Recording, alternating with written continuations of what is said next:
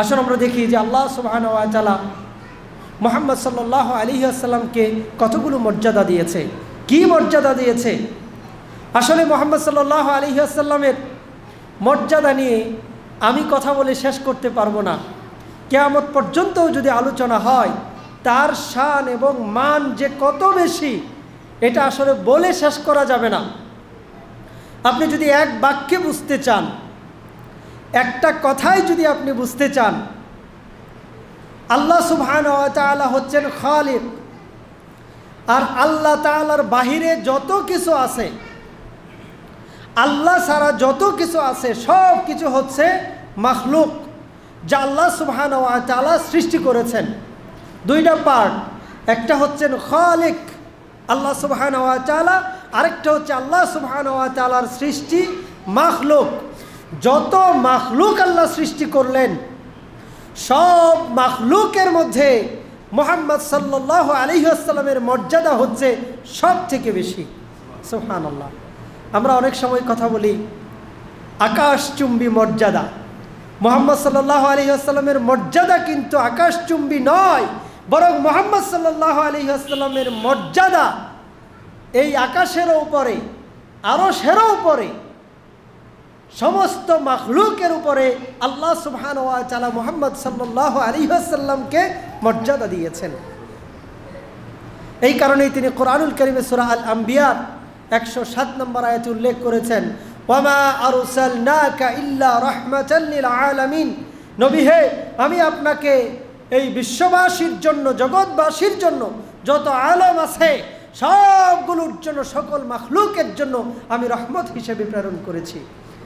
এই মাখলুক যত আছে, আলামিনের অংশ যত আছে, সব এটার অন্তর্ভুক্ত হবে। সবার জন্য মুহাম্মদ সাল্লাল্লাহু আলাইহি ওয়াসাল্লাম তিনি হচ্ছেন রহমত। এটা হচ্ছে তার একটা মর্যাদা। মুহাম্মদ সাল্লাল্লাহু আলাইহি ওয়াসাল্লামের চারিত্রিক মর্যাদা আপনি যদি খেয়াল করেন, আমরা কি বর্ণনা দিব মুহাম্মদ সাল্লাল্লাহু আলাইহি ওয়াসাল্লামের চারিত্রিক মর্যাদার? আল্লাহ নিজে বললেন, ইন্নাকা লাআলা খুলুকিন আযীম। নবী হে, আপনি তো মহান চরিত্রের অধিকারী, আপনি মহান চরিত্রের অধিকারী। এটা আল্লাহ সুবহানাহু ওয়া তাআলা নিজে বললেন। যেই ব্যক্তিটার চরিত্রের সার্টিফিকেশন দিচ্ছেন আল্লাহ সুবহানাহু ওয়া তাআলা নিজে, আপনি কি কল্পনা করতে পারেন যে ওই ব্যক্তিটার চরিত্র কত উন্নত ছিল, কত সমুন্নত ছিল মুহাম্মদ সাল্লাল্লাহু আলাইহি ওয়াসাল্লামের চরিত্র। আল্লাহ সুবহানাহু ওয়া তাআলা এত বেশি মর্যাদা দিয়েছেন নবীদের উপরে, সকল নবীদের উপরেও আল্লাহ সুবহানাহু ওয়া তাআলা মুহাম্মদ সাল্লাল্লাহু আলাইহি ওয়াসাল্লামকে মর্যাদা দিয়েছেন। নবুয়াতের যে সিলসিলা রয়েছে, নবুয়াতের সিলসিলার মধ্যে আল্লাহ সুবহানাহু ওয়া তাআলা মুহাম্মদ সাল্লাল্লাহু আলাইহি ওয়াসাল্লাম মুহাম্মদ সাল্লাল্লাহু আলাইহি ওয়াসাল্লামকে রেখেছেন সবার শেষে, সবার শেষ সংস্করণ। মুহাম্মদ সাল্লাল্লাহু আলাইহি ওয়াসাল্লামকে আল্লাহ সবার শেষে পাঠালেন, এটাও একটা মর্যাদার বিষয়। আল্লাহ সুবহানাহু ওয়া তাআলা মুহাম্মদ সাল্লাল্লাহু আলাইহি ওয়াসাল্লামের ব্যাপারে তিনি বলছেন, সূরা আহজাবের মধ্যে 40 নম্বর আয়াতে এটা উল্লেখ করা হয়েছে, মা কানা মুহাম্মাদুন আবা আহাদিন মির রিজালিকুম ওয়ালাকিন রাসূলুল্লাহি ওয়া খাতামান নাবিয়্যিন।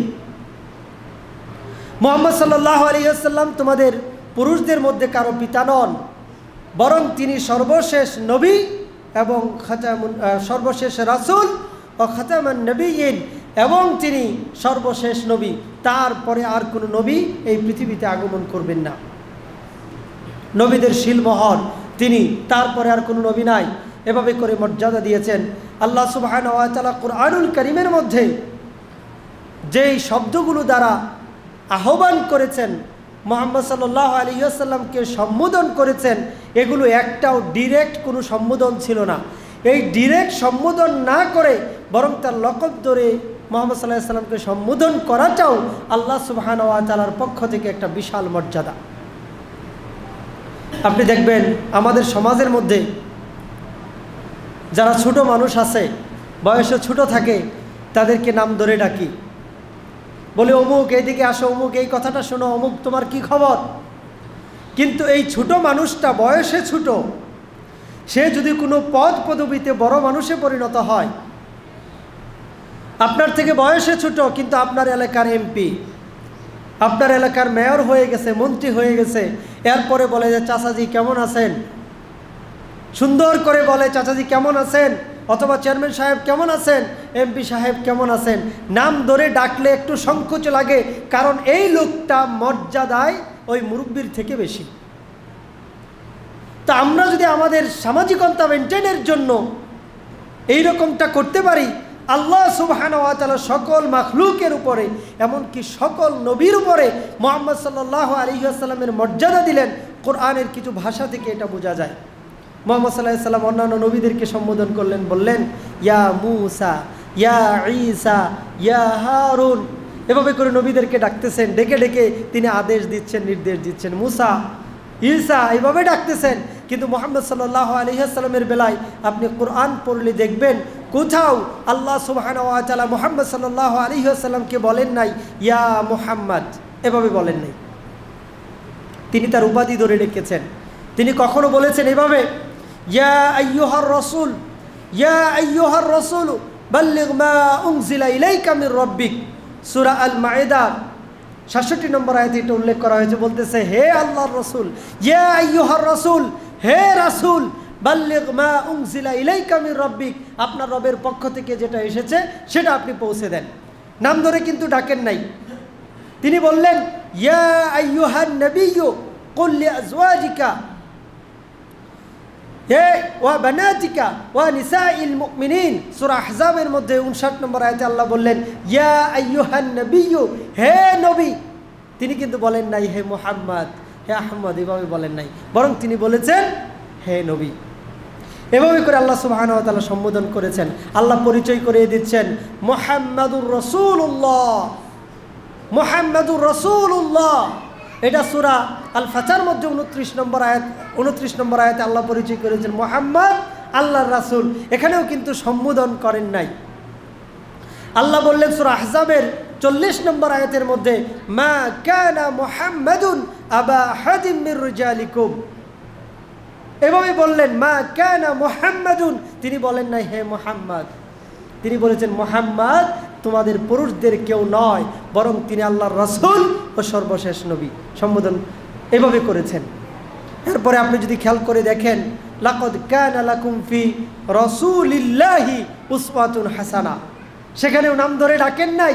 আর যে আহমদ শব্দটি এসেছে এটাও ঈসা আলাইহিস সালাম তিনি পরিচয় করে দিয়েছিলেন তার জাতির সামনে। তিনি বলেছিলেন ইয়াতি ইসমুহু আহমদ মিন বাদি ইসমুহু আহমদ, আমার পরে একজন নবী আসবে, একজন রাসূল আসবে, তার নাম হচ্ছে আহমদ। বলেন নাই কিন্তু হে আহমদ, এভাবে সম্বোধন করেন নাই। সুবহানাল্লাহ, এটা আল্লাহ সুবহানাহু ওয়া তাআলার পক্ষ থেকে একটা বিশেষ মর্যাদা। সাহাবায়ে কেরাম কিভাবে ডাকতেন? সাহাবায়ে কেরাম আল্লাহ রসুল বলে ডাকতেন, হে আল্লাহ রসুল, ইয়া রাসূলুল্লাহি সাল্লাল্লাহু আলাইহি ওয়াসাল্লাম। বয়োজ্যেষ্ঠ সাহাবীরা, মুহাম্মদ সাল্লাল্লাহু আলাইহি ওয়াসাল্লামের থেকে বয়স্ক সাহাবীরা, তারাও বলতেন ইয়া রাসূলুল্লাহি সাল্লাল্লাহু আলাইহি ওয়াসাল্লাম। একদল লোক বনি তামিম গোত্রের একদল লোক মদিনায় আসলো, এসে মুহাম্মদ সাল্লাল্লাহু আলাইহি ওয়াসাল্লামকে ঘরের বাইরে থেকে ডাকতেছে, বলছে ইয়া মুহাম্মদ উখরুজ ইলাইনা, মুহাম্মদ তুমি বের হয়ে আসো আমাদের দিকে। নাম ধরে সম্বোধন করেছে বনু তামিম গোত্রের লোকেরা। ইয়া রাসূল আল্লাহ বলে নাই, বা অন্য ইয়া নবী আল্লাহ এভাবেও বলে নাই, বলছে ইয়া মুহাম্মদ উখরুজ ইলাইনা। আল্লাহ সুবহানাহু ওয়া তাআলা এটাকে পছন্দ করলেন না। তিনি বললেন ইন্নাল্লাযীনা ইউনাদুনাকা মিন ওয়ারাইল হুজুরাত আকসারুহুম লা ইয়াকিলুন, নিশ্চয় যারা হুজরাতের পেছন থেকে আপনাকে ডাকতেছে এরা হচ্ছে নির্বোধ। লা ইয়াকিলুন, এদের আকল নাই, এদের আকল নাই, কারণ এরা আপনাকে কিভাবে সম্বোধন করতে হয় আর আপনার জন্য অপেক্ষা করতে হয় এটা এরা জানে না। এদের আকল নাই, এরা নির্বোধ, এরা বোকা। আল্লাহ সুবহানাহু ওয়া তাআলা এই কথা বললেন। রাসূলুল্লাহ সাল্লাল্লাহু আলাইহি ওয়াসাল্লামকে আল্লাহ সুবহানাহু ওয়া তাআলা এভাবে করে মর্যাদা দিয়েছেন। আমরা না বুঝতে পারি না যে রাসূলুল্লাহ সাল্লাল্লাহু আলাইহি ওয়াসাল্লামের মর্যাদা কি বেশি। রাসূলুল্লাহ সাল্লাল্লাহু আলাইহি ওয়াসাল্লামকে আল্লাহ সুবহানাহু ওয়া তাআলা মক্কার যে সর্বশ্রেষ্ঠ পরিবার হাশিমি বংশের কুরাইশ গোত্রের যে সর্বশ্রেষ্ঠ পরিবারটা ছিল, এই পরিবারের মধ্যে আল্লাহ সুবহানাহু ওয়া তাআলা মুহাম্মদ সাল্লাল্লাহু আলাইহি ওয়াসাল্লামকে পাঠালেন। তার নামের মধ্যে রয়েছে বিশেষত্ব। আপনি খেয়াল করলে দেখবেন, এই যে মুহাম্মদ নামটা, এই নামটা রেখেছেন তার দাদা, আর আহমদ নামটা রেখেছেন তার মা। আহমদ এবং মুহাম্মদ এই দুইটা নামের মূল শব্দ একটাই। আহমদ শব্দের অর্থ হচ্ছে সর্বাধিক প্রশংসিত ব্যক্তি। যেই ব্যক্তিটা সর্বাধিক প্রশংসা পাওয়ার যোগ্য তাকে বলা হয় আহমদ। আর মুহাম্মদ হচ্ছে যেই ব্যক্তিটার প্রশংসা সব থেকে বেশি করা হয়। সুবহানাল্লাহ। আল্লাহ তাআলার পরে তার মাখলুকের মধ্যে এত বেশি প্রশংসা আর কোনো মাখলুক পায় নাই, পাবেও না কিয়ামত পর্যন্ত। যেই প্রশংসা মুহাম্মদ সাল্লাল্লাহু আলাইহি ওয়াসাল্লাম পেয়েছেন, সুবহানাল্লাহ। আল্লাহ সুবহানাহু ওয়া তাআলা নিজে বলতেছেন ওয়ারাফা'না লাকা যিকরাক, আমি আপনার সম্মানকে, আমি আপনার জিকরকে সমুন্নত করেছি। সুবহানাল্লাহ। সমুন্নত করেছি আপনার স্মরণকে। আপনি যেখানেই দেখবেন আল্লাহ সুবহানাহু ওয়া তাআলার নাম উচ্চারিত হচ্ছে। আমরা আজানের ধ্বনিতে বলতেছি আশহাদু আল্লা ইলাহা ইল্লাল্লাহ, সাথে সাথেই আমরা বলতেছি ওয়া আশহাদু আন্না মুহাম্মাদার রাসূলুল্লাহ, আশহাদু আন্না মুহাম্মাদার রাসূলুল্লাহ। আমরা যখন আল্লাহর ব্যাপারে সাক্ষ্য দিচ্ছি তখনই আমরা বলতেছি মুহাম্মদ সাল্লাল্লাহু আলাইহি ওয়াসাল্লাম আল্লাহর রাসূল। আজানের ধ্বনিতে, ইকামতের ধ্বনিতে আমরা সর্বত্রই মুহাম্মদ সাল্লাল্লাহু আলাইহি ওয়াসাল্লামের নামকে উচ্চারণ করছি আল্লাহ তাআলার সাথে। চিন্তা করেন, আল্লাহ সুবহানাহু ওয়া তাআলা এভাবে করে মুহাম্মদ সাল্লাল্লাহু আলাইহি ওয়াসাল্লামের মর্যাদাকে তিনি বৃদ্ধি করে দিয়েছেন। সকল নবীদের উপরে তার মর্যাদা রয়েছে। মেরাজের একটা ঘটনা আমরা জানি। বাইতুল মাকদাসে যখন তিনি গেলেন, সকল নবীরা, ফেরেশতাগণ তার পিছনে দাঁড়িয়েছে। জিবরাইল আলাইহিস সালাম বললেন, আজকে ইমামতি করবেন আপনি। 2 রাকাত সালাত পড়িয়েছেন, যেখানে নবীরা পিছনে ছিল, সকল নবীরা। এত মর্যাদা আল্লাহ সুবহানাহু ওয়া তাআলা মুহাম্মদ সাল্লাল্লাহু আলাইহি ওয়াসাল্লামকে দিয়েছেন। কিয়ামতের মাঠেও এটা সুস্পষ্ট হয়ে উঠবে। মুহাম্মদ সাল্লাল্লাহু আলাইহি ওয়াসাল্লামকে আল্লাহ সুবহানাহু ওয়া তাআলা হাউজে কাউসার দিয়েছেন।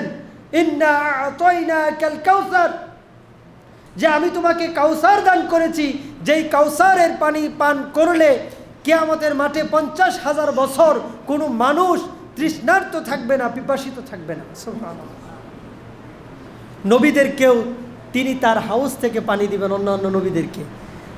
অন্যান্য নবীদেরকে দিবেন যে তারা যেন তাদের উম্মতদেরকে ডিস্ট্রিবিউশন করে, তারা যেন নিজেরা পান করে। এই কাউসারটা কিন্তু আল্লাহ সুবহানাহু ওয়া তাআলা অন্য কোনো নবীকে দেন নাই, বরং মুহাম্মদুর রাসূলুল্লাহ সাল্লাল্লাহু আলাইহি ওয়াসাল্লামকে দিয়েছেন। কিয়ামতের এই দুর্দশার দিনে, এই দুর্দিনে সমস্ত মানুষেরা, নবী রাসূলেরা তাদের কাছে যাওয়ার পরে তারা শুধু বলতে থাকবে নফসি নফসি নফসি। আদম আলাইহিস সালাম বলবেন নফসি নফসি নফসি। মূসা আলাইহিস সালাম বলবেন যে নফসি নফসি নফসি, আমার কি হবে, আমার কি হবে, আমি নিজেই তো জানি না। ঈসা আলাইহিস সালাম বলবেন নফসি নফসি নফসি। ইব্রাহিম আলাইহিস সালাম বলবেন যে নফসি নফসি নফসি, আমার কি হবে, আমার কি হবে, আমি তো জানি না। কেবলমাত্র একজন নবী মুহাম্মদুর রাসূলুল্লাহ সাল্লাল্লাহু আলাইহি ওয়াসাল্লাম, তিনি বলতে থাকবেন উম্মতি উম্মতি উম্মতি, আমার উম্মতের কি হবে, আমার উম্মতের কি হবে, আমার উম্মতের কি হবে। এই কারণে আল্লাহ সুবহানাহু ওয়া তাআলা তাকে এই মর্যাদা দিয়েছেন আশ-শাফাআতুল উযমা, যেটা সবথেকে বড় শাফাআত, যে বিচার কার্যটা শুরু করার জন্য সেদিন কেবলমাত্র একমাত্র মুহাম্মদুর রাসূলুল্লাহ সাল্লাল্লাহু আলাইহি ওয়াসাল্লাম সাজদা থেকে মাথা উঠিয়ে আল্লাহর সাথে কথা বলার সাহস করবেন। কেবল তিনি বলবেন যে আল্লাহ, বিচার কার্যটা একটু শুরু করেন, আমার উম্মতের আর সহ্য হচ্ছে না, আপনি বিচারটা শুরু করেন। এই যে অধিকার, এই অধিকার কেবল মুহাম্মদ সাল্লাল্লাহু আলাইহি ওয়াসাল্লামকেই দেওয়া হয়েছে, আর কাউকে দেওয়া হয়নি। আপনি চিন্তা করে দেখেন, একটার পর একটা যদি বর্ণনা করা হয় যে মুহাম্মদ সাল্লাল্লাহু আলাইহি ওয়াসাল্লামের মর্যাদা সমস্ত মাখলুকের মধ্যে কত উপরে। এক কথাই বলতে গেলে আল্লাহ তাআলার পরে সবথেকে মর্যাদা, সবথেকে সম্মানের অধিকারী হচ্ছেন মুহাম্মদ সাল্লাল্লাহু আলাইহি ওয়াসাল্লাম। জান্নাতের মধ্যে যারা প্রবেশ করবে, জান্নাতবাসীরা যারা জান্নাতের মধ্যে প্রবেশ করবে, এইটার মধ্যেও সর্বোচ্চ যে জায়গাটা আল্লাহ সুবহানাহু ওয়া তাআলার আরশের নিচে, এই জায়গাটাতে মুহাম্মদুর রাসূলুল্লাহ সাল্লাল্লাহু আলাইহি ওয়াসাল্লাম তিনি থাকবেন। সুবহানাল্লাহ। আমরা আজানের মধ্যে প্রতিদিন এই দোয়াটা করি, আজানের মধ্যে এই দোয়াটা করি, মাকামাম মাহমুদা, সর্বোচ্চ যে প্রশংসিত স্থান, সেই স্থান আল্লাহ তুমি মুহাম্মদ সাল্লাল্লাহু আলাইহি ওয়াসাল্লামকে দিও। কারণ এত প্রশংসিত জায়গায় তোমার এই মাখলুক ছাড়া, মুহাম্মদ সাল্লাল্লাহু আলাইহি ওয়াসাল্লাম ছাড়া আর অন্য কোনো মাখলুক এখানে থাকার যোগ্যতা রাখে না। ওই জায়গাটাতে আল্লাহ তুমি মুহাম্মদ সাল্লাল্লাহু আলাইহি ওয়াসাল্লামকে রেখে দিও। আমরা প্রতিদিন এই দোয়াটা অন্তত পক্ষে প্রত্যেকটা মুসলমান 5 বার করে করি। আপনি দেখেন কোটি কোটি মুসলমানেরা আজানের ধ্বনি উচ্চারিত হওয়ার সাথে সাথে, আজানের ধ্বনিগুলো শেষ হওয়ার সাথে সাথে তারা সবাই মুহাম্মদ সাল্লাল্লাহু আলাইহি ওয়াসাল্লামের জন্য এই দোয়াটা করে। আপনি চিন্তা করেন, কোনো ব্যক্তি যদি ভালো কাজের দিকে কাউকে আহ্বান করে, তাহলে সে তার সমপরিমাণ সওয়াব পায়। আর আমরা যে মুসলমান হয়েছি, আমরা যে আল্লাহকে চিনেছি, আমরা যে আখিরাতকে বুঝেছি, আমরা যে আসমানি গ্রন্থটা পেয়েছি, এটা পেয়েছি আমরা মুহাম্মদ সাল্লাল্লাহু আলাইহি ওয়াসাল্লামের মাধ্যমে। এই কারণে এই পৃথিবীর গোটা উম্মত কিয়ামত পর্যন্ত যত ভালো কাজ করবে, যত ভালো কর্ম করবে, যত ভালো ভালো কাজ করে আল্লাহ সুবহানাহু ওয়া তাআলার কাছে সওয়াবের আশা করবে, এই প্রত্যেকের সমপরিমাণ সওয়াব আল্লাহ সুবহানাহু ওয়া তাআলা মুহাম্মদ সাল্লাল্লাহু আলাইহি ওয়াসাল্লামের আমলনামার মধ্যে যুক্ত করবেন। আপনি চিন্তা করেন, আমরা যত ভালো কাজ করি, আমরা যত ভালো আমল করি, প্রত্যেকের সমপরিমাণ সওয়াব আল্লাহ সুবহানাহু ওয়া তাআলা মুহাম্মদ সাল্লাল্লাহু আলাইহি ওয়াসাল্লামের আমলনামায় যুক্ত করবেন। কারণ তিনি আমাদের পথ দেখিয়েছেন, সত্যের পথ তিনি আমাদের জন্য দেখিয়েছেন। এভাবে করে যদি আপনি খেয়াল করেন যে মুহাম্মদ সাল্লাল্লাহু আলাইহি ওয়াসাল্লামের মর্যাদা কত বেশি, এত বেশি মর্যাদা, যার আঙ্গুলের ইশারাতে চাঁদ দ্বিখণ্ডিত হয়ে যায়। আপনি কি কল্পনা করতে পারেন? চাঁদ দ্বিখণ্ডিত হয়ে গেল, তিনি ইশারা করলেন। কাফেরেরা যখন এসে বলল যে আমাদেরকে চাঁদ দ্বিখণ্ডিত করে দেখাও, আল্লাহ রাসূল সাল্লাল্লাহু আলাইহি ওয়াসাল্লাম দুনিয়াতে থেকে চাঁদকে ইশারা করলেন, আর চাঁদটা দ্বিখণ্ডিত হয়ে গেল। সুবহানাল্লাহ। মুজিজা যেটা আল্লাহ সুবহানাহু ওয়া তাআলা সংগঠিত করিয়েছেন মুহাম্মদ সাল্লাল্লাহু আলাইহি ওয়াসাল্লামের আঙ্গুলের ইশারার মাধ্যমে। এমনি যদি একটু চাঁদটা এদিক সেদিক হতো, হয় যদি কখনো কোনো কারণে, তাহলে এই পৃথিবীটা ইমব্যালেন্স হয়ে যাবে, সমস্ত বিশ্বজগৎ ইমব্যালেন্স হয়ে যাবে। কিন্তু পৃথিবীর কোনো ক্ষতি হলো না।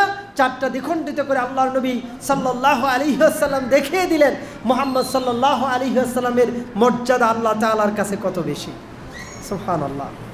মুহাম্মদ সাল্লাল্লাহু আলাইহি ওয়াসাল্লামের মর্যাদা যদি আপনি একটা একটা করে চিন্তা করেন, এই যে মুহাম্মদ সাল্লাল্লাহু আলাইহি ওয়াসাল্লামকে আল্লাহ মেরাজ করালেন আল্লাহ তাআলার সাথে কথা বলার জন্য। আল্লাহ তাআলার দাওয়াতে মুহাম্মদ সাল্লাল্লাহু আলাইহি ওয়াসাল্লাম সেই 7 আসমানের উপরে আল্লাহ সুবহানাহু ওয়া তাআলা তাকে নিয়ে গেলেন। আল্লাহু আকবার।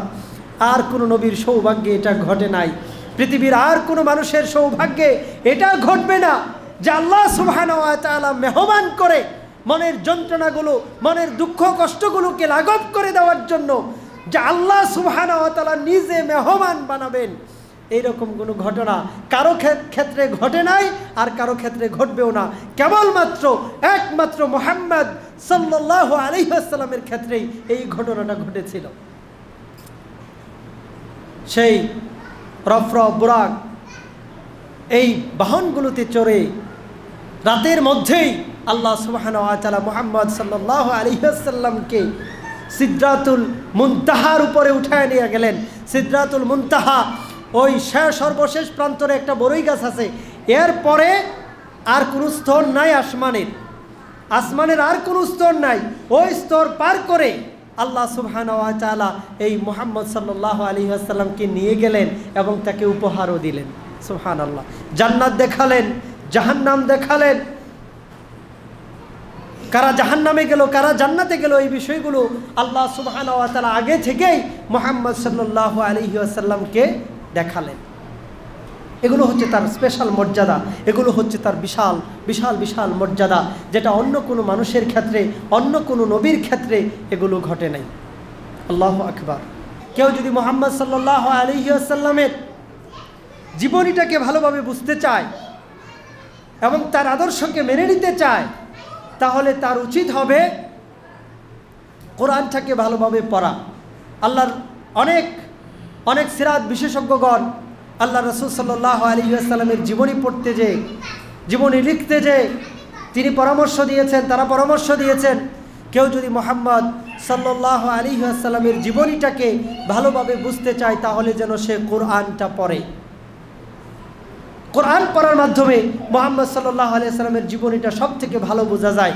কারণ মুহাম্মদ সাল্লাল্লাহু আলাইহি ওয়াসাল্লামের জীবনের পরতে পরতে যেখানেই মুহাম্মদ সাল্লাল্লাহু আলাইহি ওয়াসাল্লাম বিপদের সম্মুখীন হয়েছেন, আল্লাহ তাআলার মুখাপেক্ষী হয়েছেন, আল্লাহ সুবহানাহু ওয়া তাআলা এই কোরআন নামের ওহীটাকে নাজিল করে দিয়ে এই সমস্যাগুলোর সমাধান তিনি করে দিয়েছেন। অতএব কেউ যদি মুহাম্মদ সাল্লাল্লাহু আলাইহি ওয়াসাল্লামের জীবনী সম্পর্কে জানতে চায় তাহলে ওই ব্যক্তিটা যেন কোরআন পড়ে। আয়েশা রাদিয়াল্লাহু তাআলা আনহাকে প্রশ্ন করা হয়েছিল যে মুহাম্মদ সাল্লাল্লাহু আলাইহি ওয়াসাল্লামের চরিত্রটা কেমন? তখন আয়েশা রাদিয়াল্লাহু তাআলা আনহা উত্তর দিলেন, খুলুকুহুল কোরআন, তার চরিত্র হচ্ছে কোরআন। সুবহানাল্লাহ। কোরআন যা, তার চরিত্রও তা। কোরআন যেমন নির্মল, কোরআনের ব্যাপারে যেমন কোনো সন্দেহ নাই। আলিফ লাম মিম যালিকাল কিতাবু লা রাইবা ফিহি হুদাল লিল মুত্তাকিন। আলিফ লাম মিম ওইটা এমন এক কিতাব যেই কিতাবের ব্যাপারে কোনো ধরনের সন্দেহের অবকাশ নাই, সন্দেহ পোষণ করার কোনো সুযোগ নাই। এটা হচ্ছে সেই কোরআন। এই কোরআন বলা হয়েছে যে এটা হচ্ছে মুহাম্মদ সাল্লাল্লাহু আলাইহি ওয়াসাল্লামের চরিত্র, যে মুহাম্মদ সাল্লাল্লাহু আলাইহি ওয়াসাল্লাম তিনি তার চরিত্রকে সাজিয়েছেন এই কালামের মাধ্যমে, কালামুল্লাহর মাধ্যমে, ওহীর মাধ্যমে। এর থেকে তিনি চুল পরিমাণও এদিক সেদিক হন নাই, তার চরিত্রের মধ্যে কোনো ব্যাঘাত ঘটে নাই, বরং আল্লাহ যা নাজিল করেছেন, আল্লাহ যেভাবে চেয়েছেন মুহাম্মদ সাল্লাল্লাহু আলাইহি ওয়াসাল্লামের চরিত্রও ঠিক সেভাবেই গঠিত হয়েছে। এরপরে উম্মে সালামা রাদিয়াল্লাহু তাআলা আনহা বলতেছেন, আমি একদিন দেখলাম মুহাম্মদুর রাসূলুল্লাহ সাল্লাল্লাহু আলাইহি ওয়াসাল্লাম আমার সামনে দিয়ে হেঁটে যাচ্ছেন। আমার কাছে মনে হলো যেন একটা জীবন্ত কোরআন আমার সামনে দিয়ে হেঁটে যাচ্ছে। সুবহানাল্লাহ। একটা জীবন্ত কোরআন, এ লাইভ কোরআন, একটা জীবন্ত কোরআন আমার সামনে দিয়ে হেঁটে যাচ্ছে। আমি যখন দেখলাম যে মুহাম্মদ সাল্লাল্লাহু আলাইহি ওয়াসাল্লাম আমার সামনে দিয়ে হেঁটে যাচ্ছে, এই কোরআন তার উপরে নাজিল হয়েছে, কালামুল্লাহ, আল্লাহ সুবহানাহু ওয়া তাআলার সর্বশেষ বাণী, সর্বশেষ ওহী। আল্লাহ রাসূল সাল্লাল্লাহু আলাইহি ওয়াসাল্লাম বলতেছেন,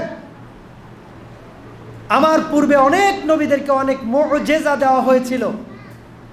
মূসা আলাইহিস সালামকে আল্লাহ লাঠি দিয়েছেন। এই লাঠিকে যখন ছেড়ে দেওয়া হতো এই লাঠিটা সাপে পরিণত হয়ে যেত। আবার আল্লাহ বললেন যে মূসা তুমি লাঠিটাকে ধরো, আবার সাপটাকে ধরো, সাপটাকে ধরলো, আবার লাঠি হয়ে গেল। মূসা আলাইহিস সালাম এই লাঠির বর্ণনা নানানভাবে দিয়েছেন। এই লাঠির মধ্যে এমন মুআজিজা ছিল, পাথরের মধ্যে আঘাত করেছে আর পাথর ফেটে পানি বের হচ্ছে, ঝর্ণা বের হচ্ছে। সুবহানাল্লাহ। ইব্রাহিম আলাইহিস সালামকে ছোটবেলায় মুআজিজা দিয়েছেন, তার এক আঙ্গুল দিয়ে দুধ বের হতো আর এক আঙ্গুল দিয়ে পানি বের হতো ছোটবেলায়। ইব্রাহিম আলাইহিস সালাম বলতেছে, আল্লাহ তুমি কিভাবে তোমার জীবকে মরার পরে জীবিত করো, এটা আমি একটু দেখতে চাই। আল্লাহ বললেন তুমি কি এটা বিশ্বাস করো না? সূরা আল বাকারার মধ্যে আয়াত এসেছে, বলছে বিশ্বাস তো করি, শুধু একটু মনটাকে শান্ত করার জন্য এটা দেখতে চাই। বলছে তুমি 4টা পাখি হত্যা করো, জবাই করো, খাও, হাড্ডিগুলোকে পাহাড়ের মধ্যে রেখে আসো, পালকগুলোকে পাহাড়ের মধ্যে রেখে আসো এবং ডাক দাও, দেখো কি হয়। তো যেটার গোশত খেয়ে ফেলেছে, শুধু হাড্ডি আর পালকগুলোকে পাহাড়ের উপর রেখে দিয়েছে, আর এটাকে ডাক দেওয়ার সাথে সাথে এটা জীবন্ত একটা পাখি হয়ে উড়ে উড়ে ইব্রাহিম আলাইহিস সালামের কাছে চলে এসেছে। আগুনের মধ্যে যখন ফেলে দেওয়া হলো ইব্রাহিম আলাইহিস সালাম, আগুনের ধর্মই হচ্ছে মানুষকে পোড়ানো, জ্বালানিকে পোড়ানো, কিন্তু ইব্রাহিম আলাইহিস সালামকে আগুন পোড়াতে পারলো না, কারণ আল্লাহ সুবহানাহু ওয়া তাআলা আগুনকে বলে দিলেন কুলনা ইয়া নারু কুনি বারদাও ওয়া সালামান আলা ইব্রাহিম, ইব্রাহিম তুমি ইব্রাহিমের জন্য আগুন তুমি ঠান্ডা আরামদায়ক হয়ে যাও। সুবহানাল্লাহ। এই সমস্ত মুজিজা সালেহ আলাইহিস সালামকে তার ধর্মের লোকেরা বলল, তার গোত্রের লোকেরা বলল, ওই সমাজের লোকেরা বলল যে তুমি যদি এমন দেখাইতে পারো যে এই পাহাড় থেকে, পাথর থেকে একটা উটনি বের হয়ে আসবে, যেই উটনিটা 10 মাসের গর্ভবতী, এটা যদি তুমি দেখাইতে পারো তাহলে আমরা ঈমান আনবো। পাথর ফেটে একটা 10 মাসের গর্ভবতী একটা উটনি বের হয়ে চলে আসলো। সুবহানাল্লাহ। এগুলো ছিল অন্যান্য নবীদের মুজিজা। কিন্তু আল্লাহ নবী সাল্লাল্লাহু আলাইহি ওয়াসাল্লাম বললেন যে অন্য নবীদেরকে যেভাবে মুজিজা দেওয়া হয়েছে, আমাকে দেওয়া হয়েছে পৃথিবীর মধ্যে সর্বশ্রেষ্ঠ যে মুজিজা, সেই মুজিজা আল কুরআনুল কারীম আমাকে দেওয়া হয়েছে। সুবহানাল্লাহ। সর্বশ্রেষ্ঠ উপহার এই মানব জাতির জন্য আল্লাহ সুবহানাহু ওয়া তাআলার পক্ষ থেকে, সেটা হচ্ছে পবিত্র কুরআনুল কারীম। এটা মুহাম্মদ সাল্লাল্লাহু আলাইহি ওয়াসাল্লামের উপর নাজিল করা হয়েছে। আমরা কেন শ্রেষ্ঠ উম্মত? কারণ আমরা শ্রেষ্ঠ নবীর উম্মত। আমরা কেন শ্রেষ্ঠ উম্মত? কারণ আমাদেরকে লক্ষ্য করে কোরআনকে নাজিল করা হয়েছে। এই কারণে আমরা শ্রেষ্ঠ উম্মত, আমরা শ্রেষ্ঠ নবীর উম্মত। সুবহানাল্লাহ। তাহলে আমরা যদি আমাদের এই শ্রেষ্ঠত্বকে ধরে রাখতে চাই, আমাদের মর্যাদা কি সেটা বুঝতে হবে। মুহাম্মদ সাল্লাল্লাহু আলাইহি ওয়াসাল্লামের আদর্শকে ধারণ করতে হবে এবং তার আদর্শকে ধারণ করে আমাদের সামনের দিনগুলো আমাদেরকে পরিচালনা করতে হবে। তো আজকে আমি মুহাম্মদ সাল্লাল্লাহু আলাইহি ওয়াসাল্লামের মর্যাদা সম্পর্কে বলার চেষ্টা করেছি। ধারাবাহিকভাবে মুহাম্মদ সাল্লাল্লাহু আলাইহি ওয়াসাল্লামের জীবনেও ইনশাআল্লাহ বলার চেষ্টা করব। আজকে শুধু একটু